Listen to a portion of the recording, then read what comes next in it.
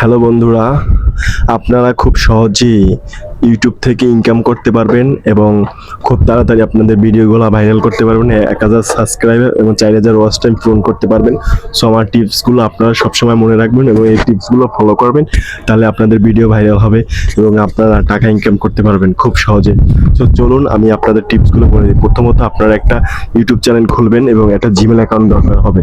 So YouTube চ্যানেলটা খুলবেন যে এত সুন্দরভাবে বা ক্যাটাগরি বা যেভাবে মানে সাজানো যায় ওইভাবে খুলবেন এবং খুব সুন্দর সুন্দর ভিডিও করবেন, এইচডি ভিডিও, কোয়ালিটিফুল ভিডিও এবং ভালো ভিডিও করবেন।